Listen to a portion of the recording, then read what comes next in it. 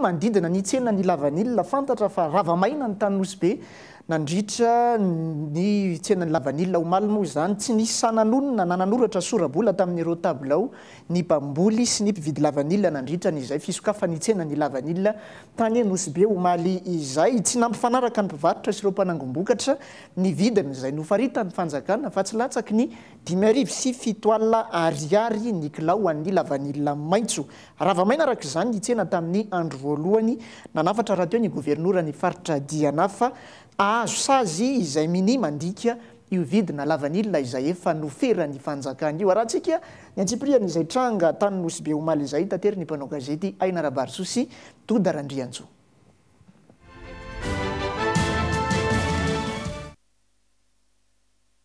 Araka ny fandaharam-potoana ny fitondram-panjakana amin'ny alalan'ny ministera ny fambolena sy ny ministera ny varotra dia nanomboka omaly fa 7 ka hatramin'ny 20 Mey 2024 avy izao ny tsena ny lavanilina ny Nosy be.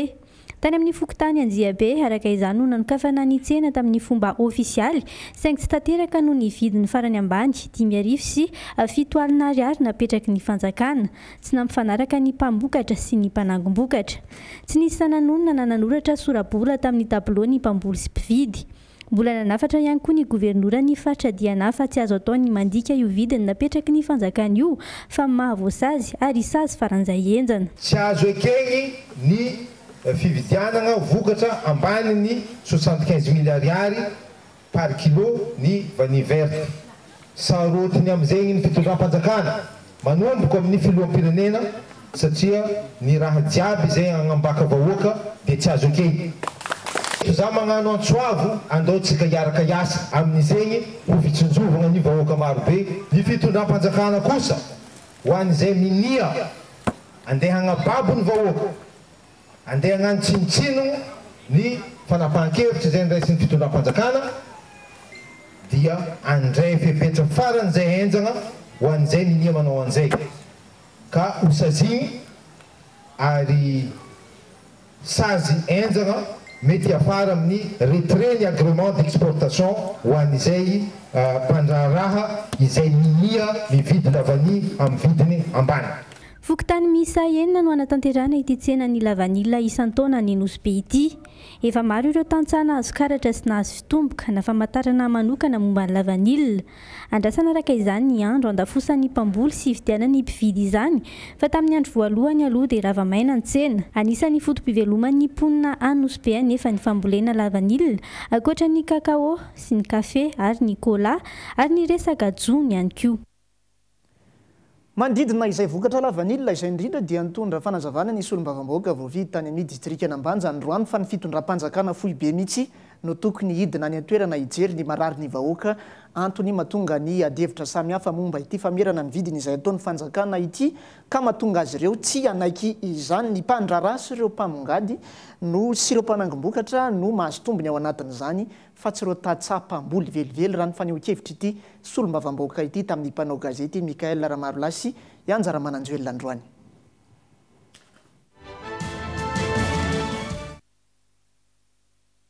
Tamin'ny taona 2024 roa hetsy ariary ny vidiny farany ambany tamin'ny kilao lavanilina maitso.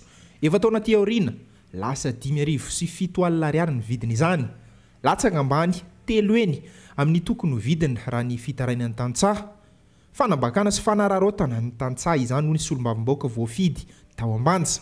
Nampiaka-peo androany ity solombavam-bahoaka ity mba hijery ny tombotsoan'ny tantsaha. Raha ohatra zao zany zavatra iseho amin'ny kampagny lavany amin'ity taona ity zany tena mampalahelo ny tantsaha satria ny mampalahelo ny tantsaha zany hitantsika zany vidim-piana zany efa iarahantsika malala zany fa tsy tenenina tsony ka ny mba vola kely zany mba hiarovan'ny tantsaha ilay fiainany dia lasa tsy zarizary zany ny fahazahoan'ny ilay vola zany ka ny zavatra indraindrainy amin'ny faritra ange io vokatra io foana ange any aminay io ange stylonay io zany papienay tsy mba ohatra ny eto Antananarivo zany be dia be ny zavatra azo atao hita amin'ny kapitaly fa izay any zany tena mampalahelo fa mba io zany nofototra iray mba ahafahany mivelona tsaratsara kokoa io mikasika ilay fambolena io. Tsy hainy ary tsy hitan'ny fanjakana ny olana misy eny fotony manoloana ity lavanilina ity.